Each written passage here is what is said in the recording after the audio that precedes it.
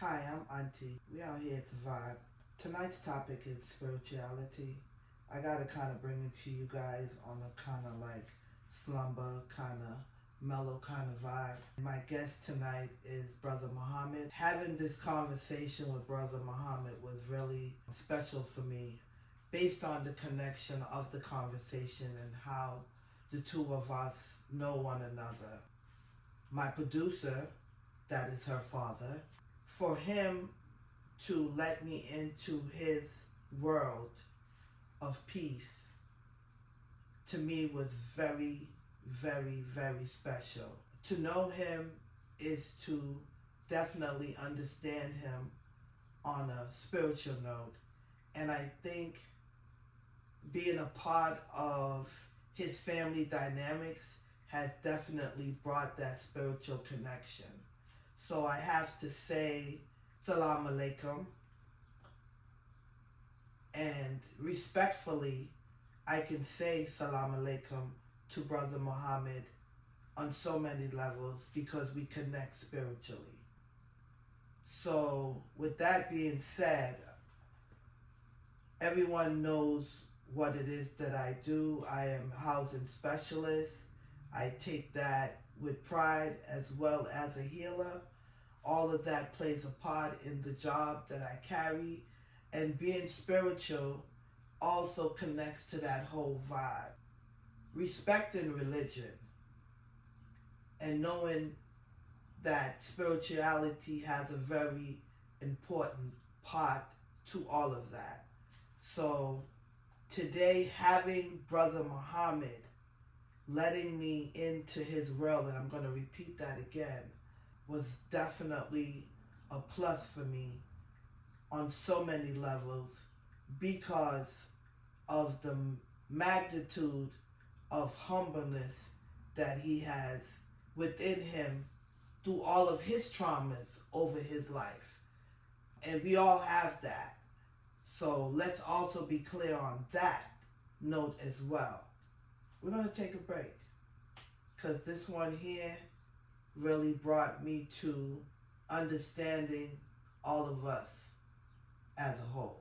For the people that don't know, season 1, We Out Here Survive, it's out here on all streaming podcast platforms. So go check it out if you haven't heard the show before.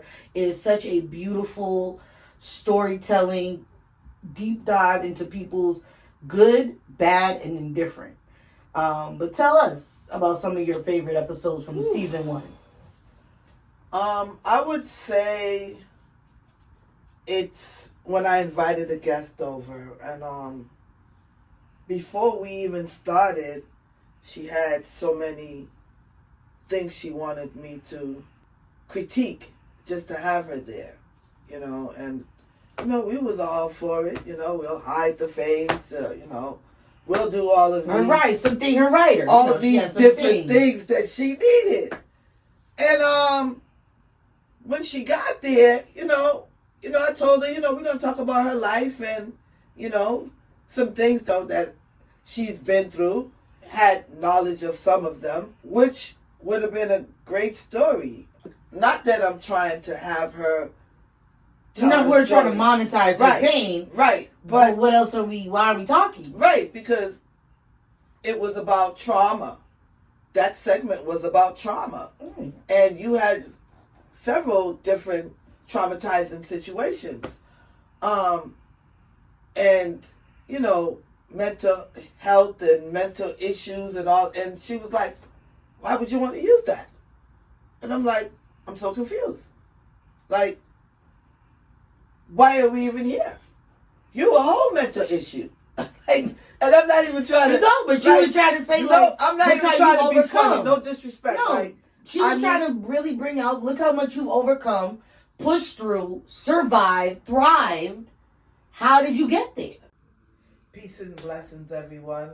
We out here to vibe, and I'm Aunty, and tonight's topic is spirituality. And I have a guest tonight that I think this conversation is going to be something worth listening to.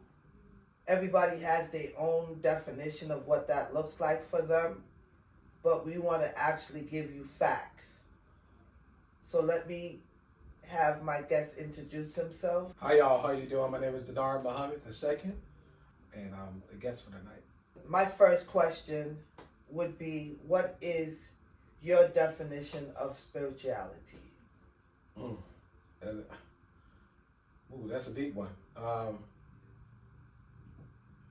My definition of spirituality is something that anchors us to our ancestors, that allows us to move forward from our past traumas, for us to be able to find a way to break the cycle of what we've gone through or been oppressed or whatever adversities that we have, that keeps us true to ourselves, to our spirit within the land, the people, the animals, this earth that we on.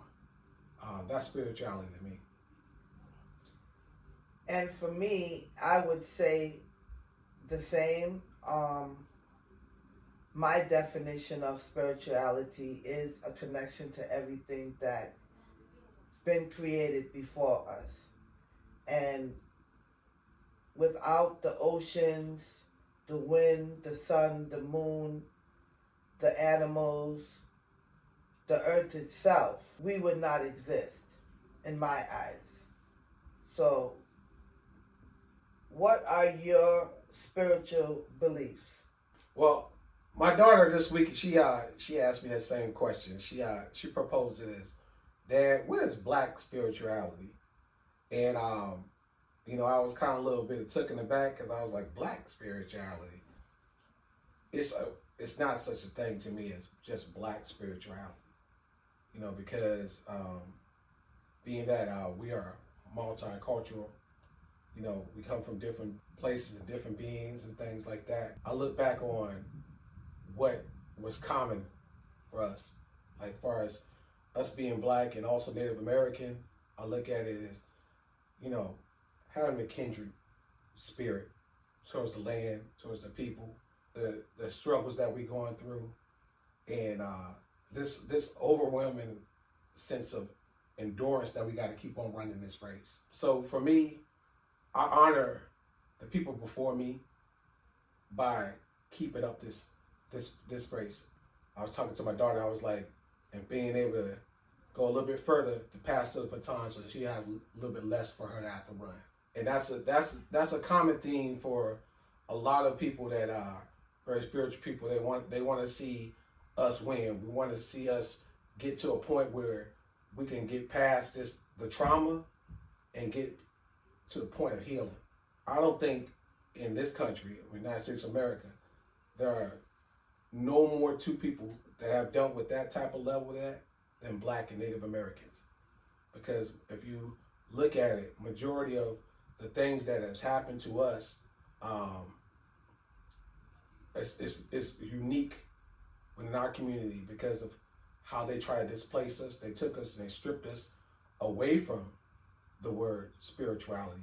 In many ways, they weaponized spirituality because they gave us theirs and stripped of ours. Mm-hmm. Our dignity, our integrity, as those type of people that have always been amongst the tribe, amongst the family, stripped us from our way of being, our way of life, and replaced their way of being and their way of life. It's hard for us to be able to understand what spirituality is when we don't even know who we are at times. Mm-hmm. So it's a struggle to get to that point, to get to understanding. And also, in the past, when people say the word spirituality, they always come with some type of hoodoo or voodoo or something like that. Facts. Versus understanding that we've always looked towards the earth to heal ourselves, especially during the times of slavery or times of adversity. We didn't have the means or the money to go out there and get medicine, so we became herbalists, like Dr. Sebi and things like that. Mm-hmm. My grandmother and my great-grandmother and great-grandfather, them all knew about rabbit tobacco and going out there and finding wild rice and going to the land and, taking healing from the land. Mm-hmm. And that's something now that we've been stripped from. You know, what kind of place do you live in now? You got all these trees out here, ain't none of these bearing any fruit. But there was a time when you can get a fruit tree, you can go out there and you can pick some herbs, you know, and be able to mend yourself. And that's how we were able to survive for so long when we were on the run, when we were, you know, running from the slave master or on the run from the Trail of Tears. You know, we did that. So we need that type of spirituality. You know, when we think of the word spirituality, we understand what that means in a Caucasian society. Because a Caucasian can say, my name is Duncan McLeod, and I'm from the clan McLeod, and I'm the father, my father was this person right here, blah, blah, blah. But when you are stripped from that, and you no longer know who your people are. You're not proud to say that. Right, you're not proud to say that. So facts. We got to get back to that point of understanding who we are as a people and why it's important for us to hold our head up with dignity. You know, and in the past, it was through our spirituality that we were able to endure all the adversities that were coming. Before religion, it was spirituality. Right, absolutely. You know, and people as a whole need to understand that spirituality came before religion. And once we can capture that understanding of what that means, we can respect religion. Because a lot of people are in religion, but they don't respect it.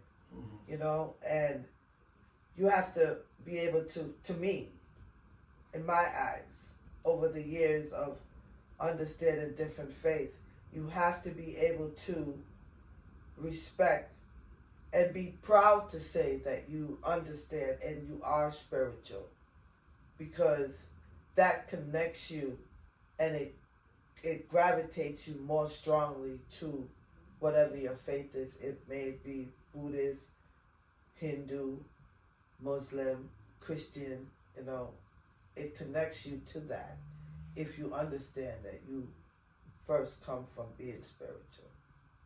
And you have to understand too, when we look at spirituality, you know, and I say this as a person of deep faith, and I have a different understanding from most people. I've traveled around the world. I've been around Buddhists. I've been around different aspects of religion around the world. It's not meant to divide. It's meant to bring people together. And the fact that people can utilize things for their own ways and things like that, I try to stray away from that.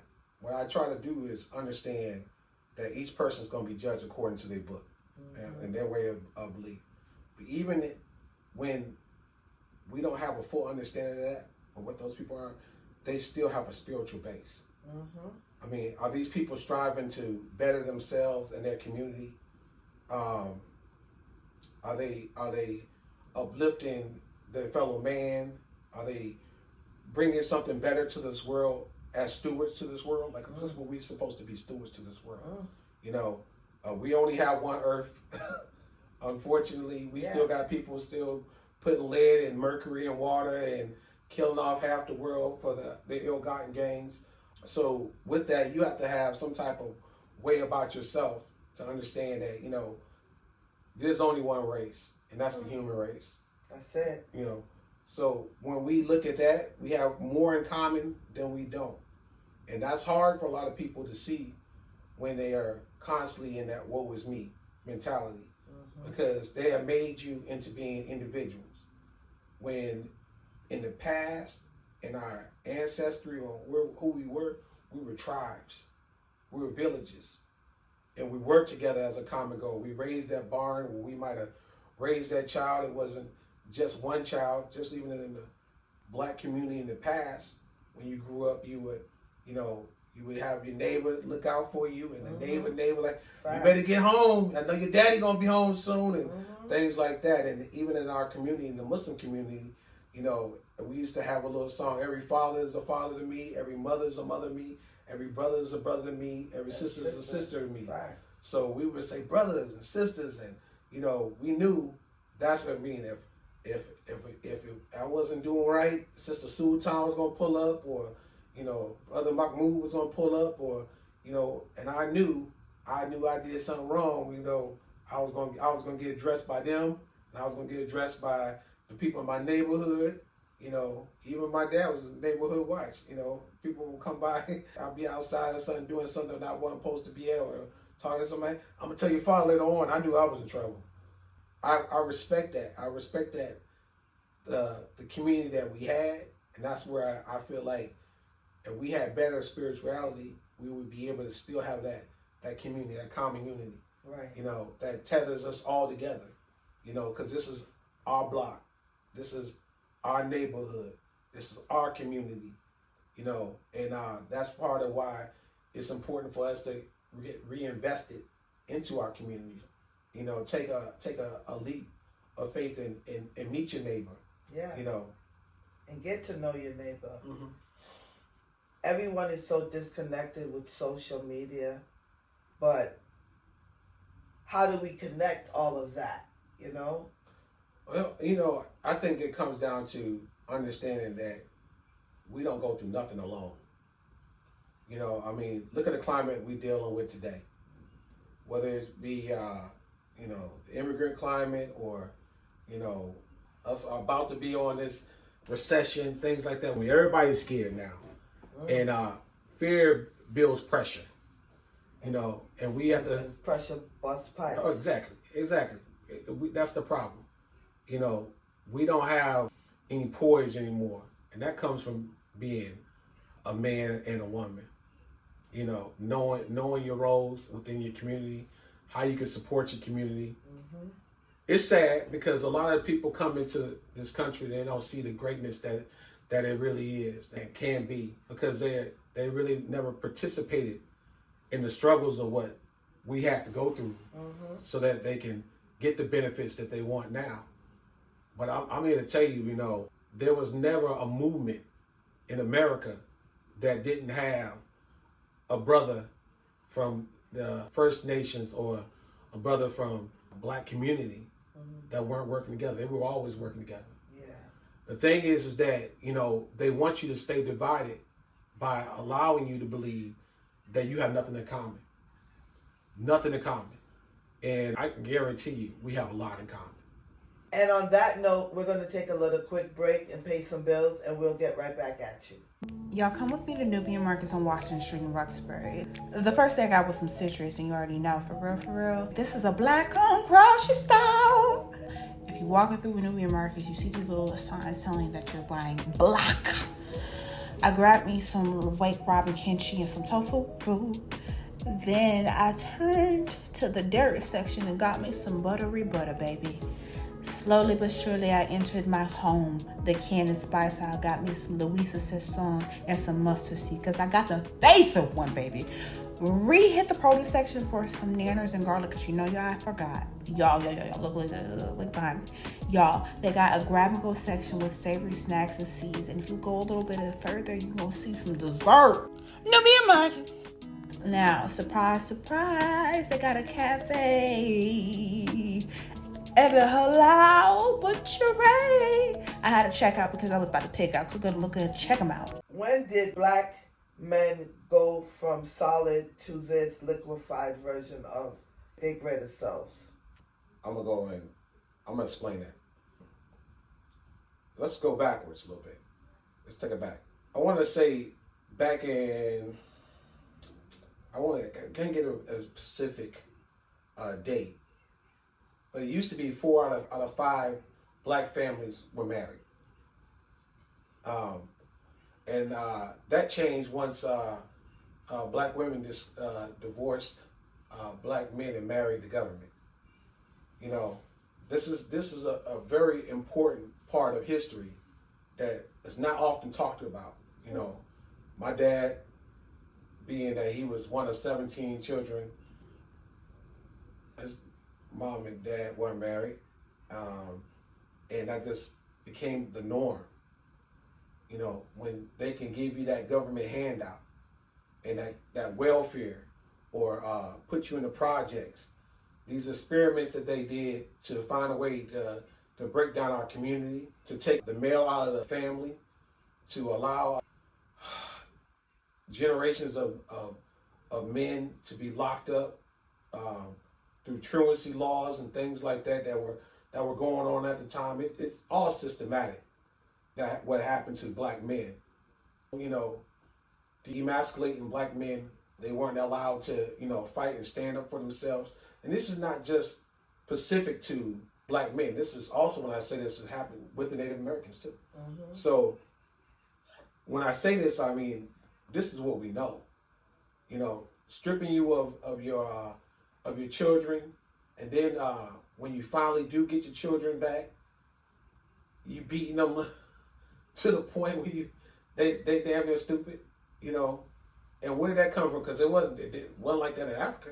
Mm-hmm. That was something that was taught to them, and that was something that was taught to the Native Americans. So when I say it, these things is what they did. They took us away from who we were as that tribe mentality, raising the children amongst the tribe, correcting them, fixing them, you know, mentoring them, and then replacing them in these institutions, whether they was Indian schools or group homes for boys. I mean, it's just a different name. Yeah. But the game was the same. So broke them down spiritually. Cut their hair, changed them to who they wanted them to be, molested them, you know. And this is not unique just to us. I mean, this is anywhere where you have people that come over and they want to emphasize that they're greater than you. So they have to have a way to break you. And that's what they did, you know. So when you don't have a voice and a person can't see you as your masculinity anymore, then they have a way of demoralizing you in front of your women and your children. Why would you have any respect? And the final fact of that is, I mean, black men and black women weren't together for that long. I mean, coming out of slavery, they weren't allowed to stay with their wives. Right. You know, so finally they get together, they finally own property, and they take it. Or they kill them, you know. And everybody's talking about, you know, oh, they don't want to do nothing, they're lazy. But there's a reason why every major plantation in the South is a prison today. It's the same thing, slave mentality. Yeah, to keep us broken.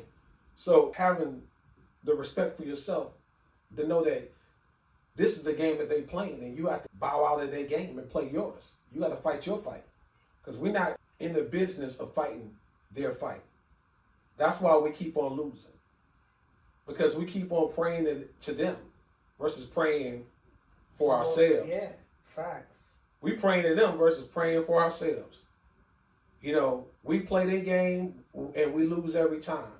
That's why we, as today, I mean this wholeheartedly, like everybody whining about, you know, what's going to happen with the farmers and everything else.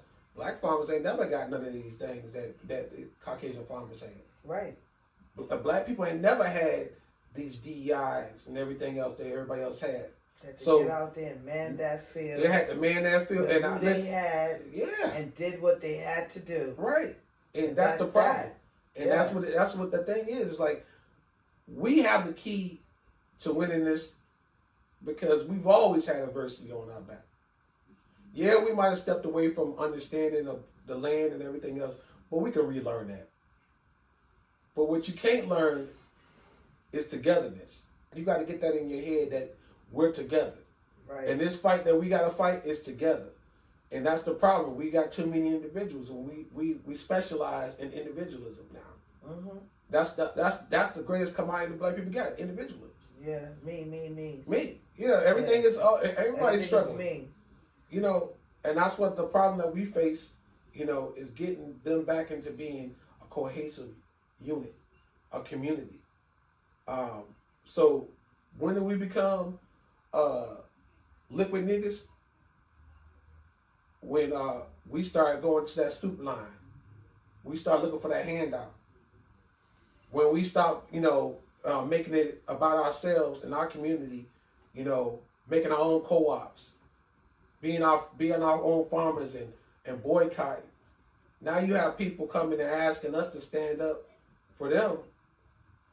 And they're rightfully so, because they know the masculinity is here. That we have the masculinity to be able to move forward. But that's what the first thing they do now, and they have been doing, is basically destroying our masculinity for the last 20, 30 years. Yeah. They knew they were going to have to do that. They knew they was going to have to destroy the young black male. So they brought the drugs in, and they brought the miseducation, allowing you to see that their road is the only road that we can have. And that's not true. We come from greatness. We are greatness. For me, seeing black men walking around with their pants down here, growing up, that was like really taboo, and for me, I just felt like, who raised you? Like, who raised you? Because if you were raised in a spiritual atmosphere, you would understand that that is a total violation. So when you say, liquid Negroes, I think a lot of that plays a factor in the miseducation of understanding what all of that plays in being spiritual, if that makes sense. It does. And so in the 70s, we used to be like solid, brother. Mm-hmm. In the 80s, in the 90s, we were still on that path. Mm-hmm. What made us liquid is we started taking on forms and shapes that wasn't about us. We started taking in things in our community that if it was there, it should have always been in the back of us, and allowing people to dictate to us who they wanted us to be, and what they wanted us to show. Versions of ourselves, weaker versions of ourselves. Mm-hmm. They allowed people to dictate how our educational system was going to be, whether it be through media or in the classroom, and pushing a narrative that if you don't like it, you have a phobia. I got a phobia of spiders. Don't mean I want to step on every last one of them. Right. The thing is that the labels that we have now is what's hurt us. And like you said, you say something about a young male today walking down the street with his pants hanging low. That's they was doing that when I was young. But I used to wear my uncle's pants, and I couldn't. I mean, he was obviously bigger than me. I would have to wear a belt, or if I didn't have a belt, then my pants would sag because you would inherit clothes that were bigger at times. Poor kids used to do the things, cuff their pants legs up and things like that. So that didn't just start from there. However, the prison mentality, the boys' home mentality, the man that, looking for a good time in them areas like that, his pocket out and man, looking at his butt crack and things like that. That came from that type of mentality. And it's a shame that, we allowed it to stay along so long, but that's the least of your concerns now. I mean, that was the concern then. I mean, now it's blatant and highly disrespectful, and the fact that you have to tell somebody I'm a man versus allowing your actions to show that you're a man is something different. That's when someone, I'm a man. You are? I couldn't tell, because your actions ain't saying that, and let your actions be your words. There's plenty of times where I've been down the road where I'm like, brother, you ain't got a belt. You know, things that, you know, you should think that people will have the knowledge of themselves. The self-respect that you have for yourself, these are the things that, you know, begin and end with you. Self-reliance, self-direction, you know, self-discipline, self-destruction, it begin and end with you. So when you don't have these things right now, it's partly, one, because we're no longer a community. Two, because we don't have a male presence in the house anymore.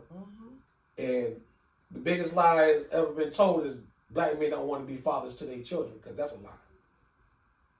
The reason why in the past black men was locked up because they were political prisoners. My dad was a Panther. My dad is a Panther. And he fought for equality, you know. And I guarantee you, I knew a lot of brothers that growing up that were locked up because they were willing to stand up for what was right in our community. Now, everybody that went to jail back in the day was a criminal. Right. Now, everybody going to jail today is a criminal. You know, because what they call us getting active today is not getting active. Because when I was thinking about getting active back in the day was being an activist. You know, going out there in that old park that was all dilapidated, going out there and cleaning it up and making it better and painting it and taking ownership of your community. You know, seeing a sister walking home from school and, hey, you walking home from school this day, man, you know, make sure you get home and make sure she has safe passage and taking ownership. These boys today, they're not men because they want to be women. Yeah. And everything about what they do is about me. I feel like, no accountability, no responsibility, no dependability. So it's hard for you to be a solid male when you constantly making excuses. There's no excuse when you got to go out there and get this job done. There's no excuse when these lights got to stay on. You know, regardless of whether you and I lose the term because I'm not really talking about black men as I'm talking about being a man. Point blank. Being a man is, I hate to say it, when they get to this point in their life, they should already know it takes more than just two balls and a dick to be a man. You know, the problem is that that's the height of their manhood is that right there. Right. What have you conquered with that? Right. What have you conquered with that? You know, but we want your accountability to be your manhood. Let that accountability show us how you gonna get us to the next level. You know, now everybody, I made this and I got this car and everything else. That car is gonna go away. If that car is your legacy, we in some trouble. Right. That part. If them shoes, if that gold chain is your legacy, we were already lost. Yeah. So they got us waiting on us right now. So we're gonna take a little break and pay some bills, and we're gonna get right back at you. Cook good and look good.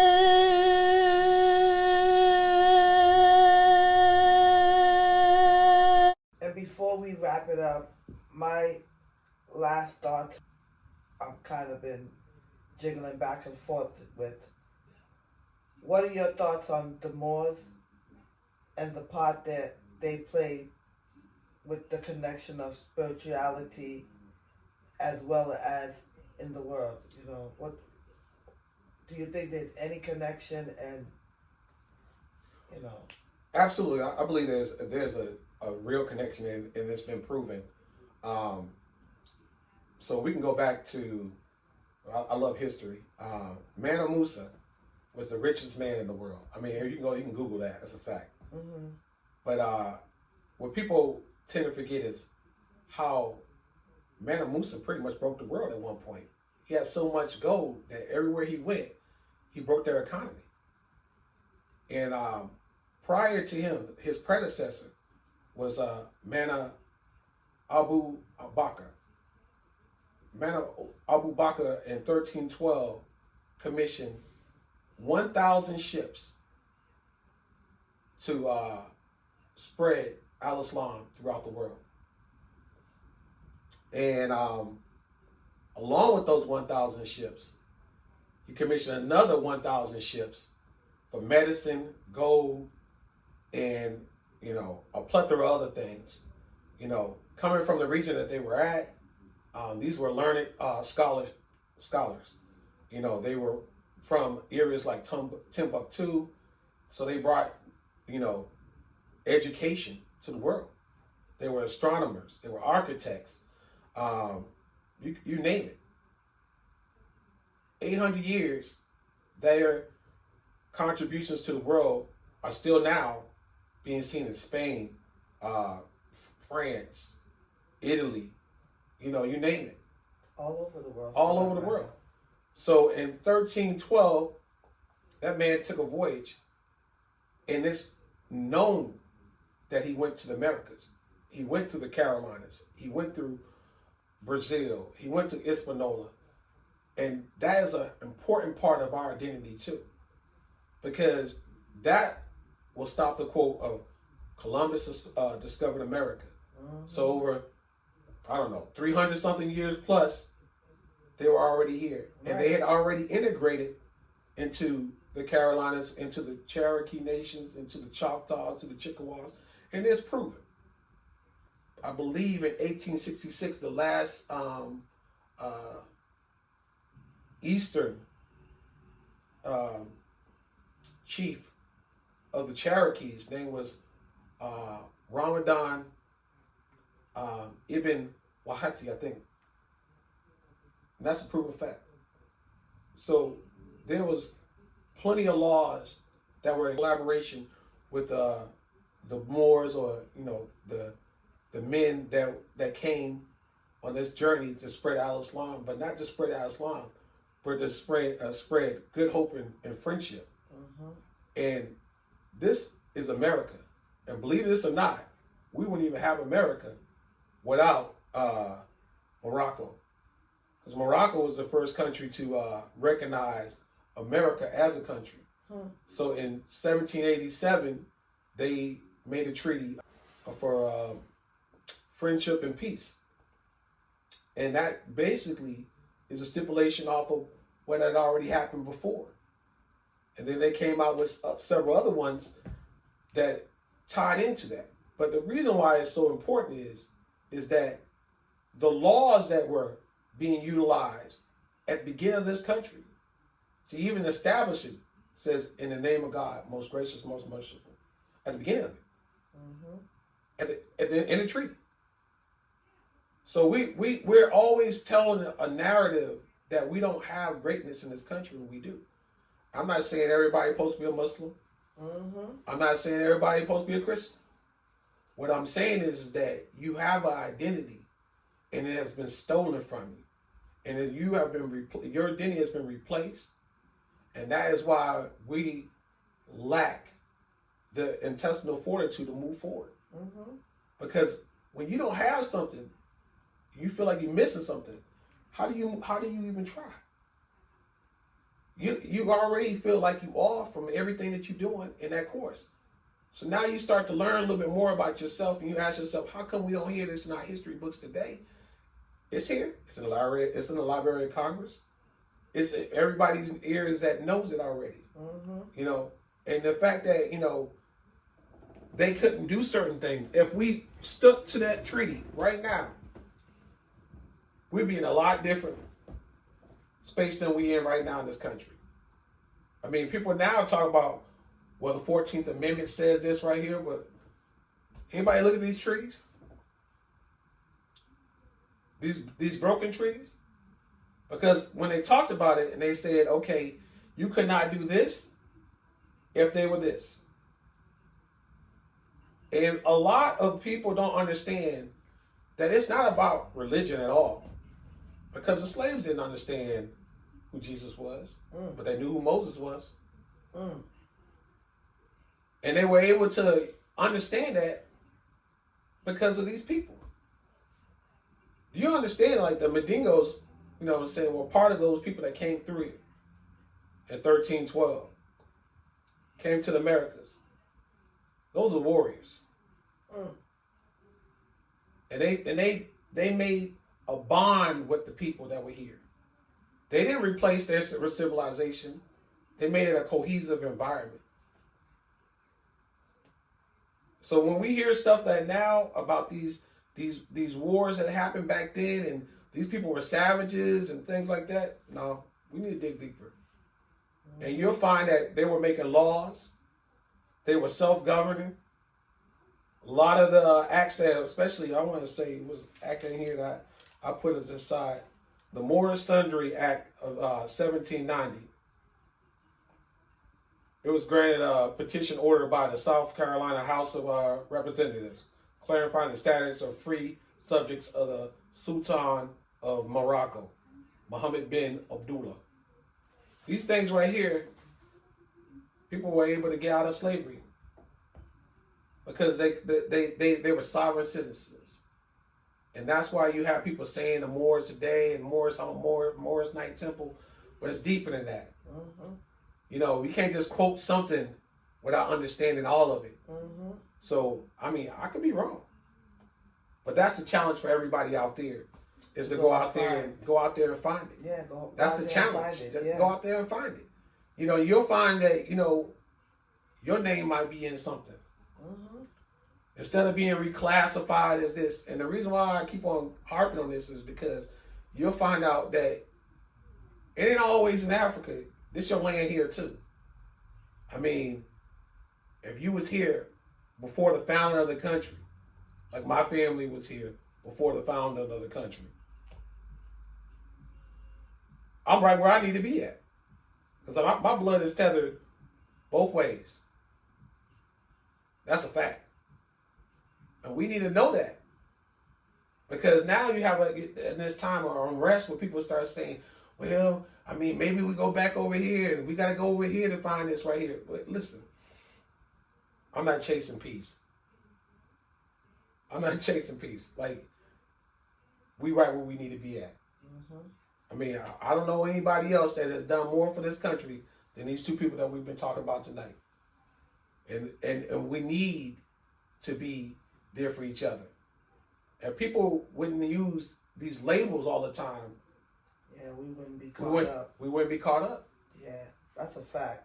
Because I'll tell you right now, I got some cousins that got some straight hair, they got some green eyes, and they Native American. I got some cousins, they look like ninjas if you want to look at it like that. If you want to talk like that. And they're Native American too. Am I right? I mean, that's who we are. And we have to celebrate, you know, we got to celebrate our differences too.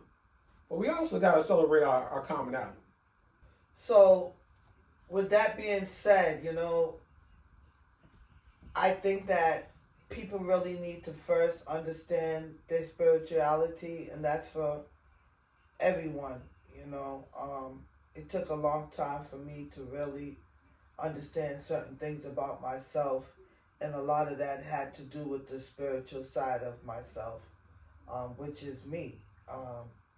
So I thank everybody for listening. I thank for having my guest here with me tonight, and I look forward to everyone listening and vibing with us. Y'all come with me to Essential Body Herbs on Blue Hill Ave in Meta PM. Off jump, I had to give me a mush walk for my teethuses, okay? Keep them white and bright. Essential Body Herbs has an array of body care, holistic, aromatherapy, herbs, and disease. You feel me? They are Black-owned, female-owned, and Caribbean. A trifecta of Black excellence. Y'all, I had to give me some peppermint, ginger tea. My stomach was messing with me. They got powders and sea moss in the bag, you feel me? Then they got honey and bee pollen, you know, for your allergies. Before I dipped, I had to get me some sandalwood and eucalyptus incense because I got an array that I could not ignore. Got some agua too. Dried incense in the front. slabs of African black soap, a brick of African black soap, diversity. They got a perfumery in the back. You know I had to make some. Customer service is amazing. Got 2 of them. Then I had to check out Cook Good and Look Good. Check them out. Hey everybody, Aunty, we're back. I just want to thank Brother Muhammad for coming through and having this conversation and letting us into his world on his version of spirituality, because for me it takes a lot for people to have these conversations, and I hope you guys appreciated our flow, because for me my spirituality and understanding that took a lot for me to start my healing and understand why I needed to heal. Having these conversations on spirituality is things that we need to have more often, collectively, so that we can more respect one another, because everyone's spiritual realm is their own, but we also connect to one another through our spiritual realms. On your daily movements, just think about the other person and their spiritual beliefs and what keeps them moving and grooving and staying positive and staying true. So once again, thank Brother Muhammad, and you can follow me at shala.shala.3511. You can also subscribe to my YouTube channel. Thank you once again.